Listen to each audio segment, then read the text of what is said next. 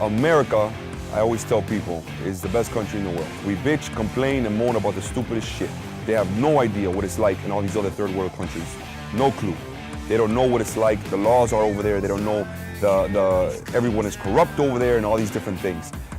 Literally, you can come from nothing and become successful and become a multi-millionaire if you work hard enough.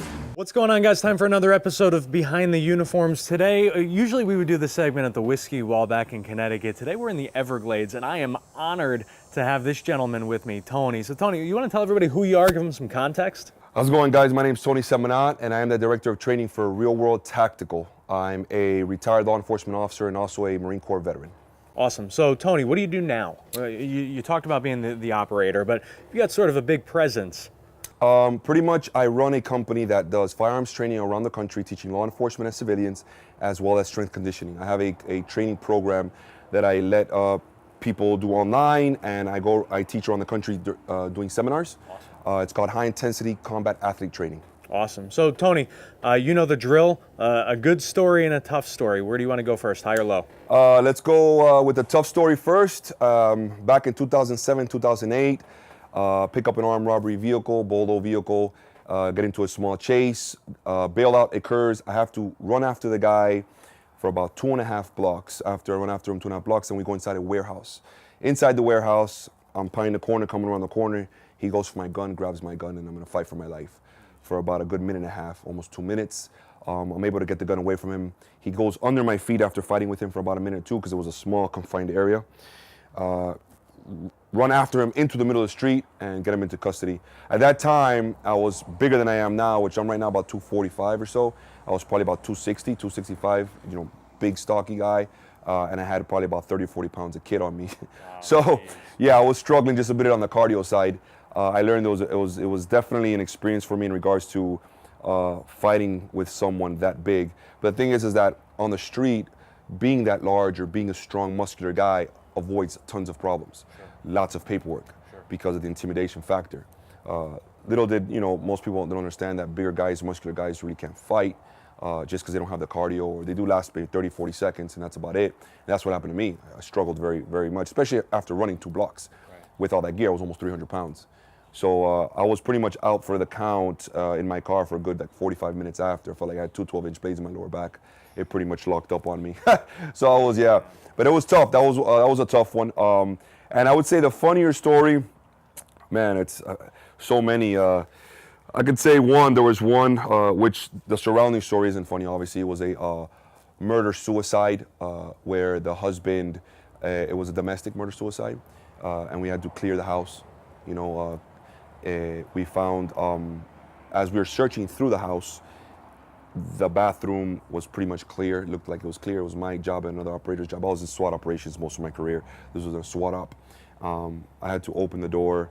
The door was already open in the bathroom, and the curtains were pretty much like maybe a foot off the wall, but towards where the actual shower head is. Yep. So we pretty much almost deemed that it was completely clear. Obviously you could see from the door that it was clear.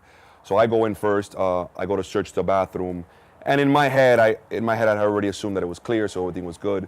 And when I went ahead and pulled the covers and pretty much made an attempt to clear the tub, the husband was there hanging. And he was hanging he got a hole in the roof, in the ceiling, and he put a rope right on the shower head. Scared the hell out of me. And I shit myself. I straight up shit myself. I jumped back about 2 or 3 feet just because I wasn't expecting it, And the guy behind me, he was like, well, if Tony's shitting himself, I'm probably gonna shit myself too. So he jumped back about 2 feet. And after that, it was pretty interesting because everybody was laughing at me because I pretty much screamed like a little girl. I was like, what the And that wasn't the end of it. And then we went in. We went to search the other bedroom, and the door obviously was locked to the last bedroom. So we had to breach the door. I went to try to breach the door to kick the door open, and those doors are made like a very flimsy wood. Yeah. So when I put my foot to it, my foot and my leg went completely through the door, but the actual door stayed there. It didn't go anywhere. So I was pretty much halfway through the door, and my leg was halfway through the door, and I was just like, well, this is great. It's one of those days nothing goes right, you know. And so I just fucking crashed right through the door, and unfortunately the guy's wife was there. He had choked her to death. Yeah. So, in all, people don't realize that you see this very often in the SWAT, and so we're pretty. I don't want to say we're immune to it, but we're used to it. Sure. You build calluses, and you learn to disassociate yourself from individuals that you don't have any, like, no family or friends or anything like that. So after we saw that, we couldn't just stop talking about what had just happened, because that was the highlight of it.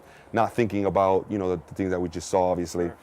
And we had a lot of media in the front, so everybody was laughing, not at the fact that had happened, but it was laughing at the fact that I had gotten my fucking scared the shit out of me, And so everybody had to, like, stop for a split second and get their composure back to walk outside of the door with a serious face, Oh, so it was pretty hard that people would walk out with covering their faces and stuff, because they were still laughing about it, laughing at me per se, because I just had a really bad op. That's so funny. Yeah. So I mean, you go all over the country. You're working with departments all over the place. How does it feel to see? Because you talked about the media. How does it feel to see the challenges that these guys face now from a perception perspective? I'll tell you, I'm a very old school cop. I was brought up in the old school. I started in the early 2000s in law enforcement, and I was trained by guys who had been on 20 years. So these guys were from the 80s, and that old school mentality is gone. Doesn't exist anymore. The old police work ways of chasing armed robbery subjects and doing whatever you had to do to get them in custody, that doesn't exist anymore. You have to be very careful with what you do. Obviously, everybody's always the first person to judge you and to criticize you on something that it takes you seconds to make decisions on, quick thinking seconds, So it's tough. That was probably one of the reasons why I decided to retire last year, was because of that. I saw it, law enforcement going into not a downward spiral, but just a more, just too many challenges. Towards the end of my career, I didn't really see it. It's probably worse off for the patrol officer, just because you're like a bulb light, bright light, in the middle of the street, I was more towards the undercover stuff, and I was in plainclothes at that time or whatever. I was a SWAT training coordinator, and I was part of a plainclothes unit that did all surveillances and fugitive recovery type stuff. Gotcha. Those guys don't get as much problems just because they're invisible. They're dark, right? They're dark, but still, you still feel the pressure from the up top guys. Gotcha. And it comes down. When they're telling you, we had been involved. My team had been involved in a couple of shootings back in 2013 or 2012, and we went to another barricaded subject, another op that we had, and they're telling you, hey guys, be careful with what you do. We had just been involved in these situations, So, and that situation ended up being also as well that we got shot at as well that day too. And we were very hesitant in either returning fire or just doing what we needed to do, because we didn't want to get the backlash from the the upper echelon. That's crazy. So when it starts getting to that point, you got to really, think about it. For me, it was a determining factor where I'm still in my 30s. I'm 37 years old, going on 38 now. And the business was really overwhelming me in regards to the traveling side of it.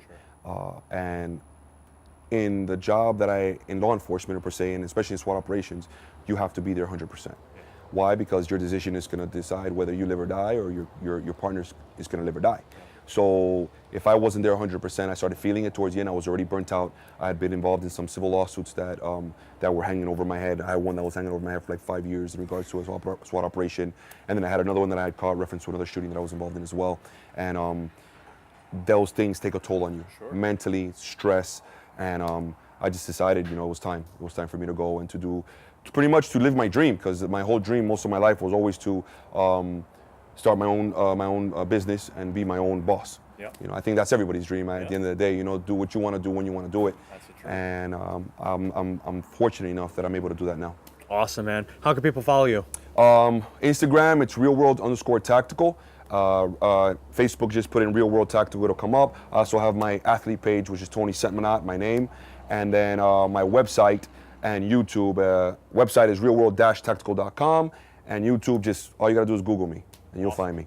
The man that every dude wants to have a beer with and every woman wants to sleep with. No. It's been a pleasure, brother. Thank you Thanks very for being much, on the man. show. Awesome. Guys, Thank you make for sure to having me. share this video and we'll see you all in the next episode.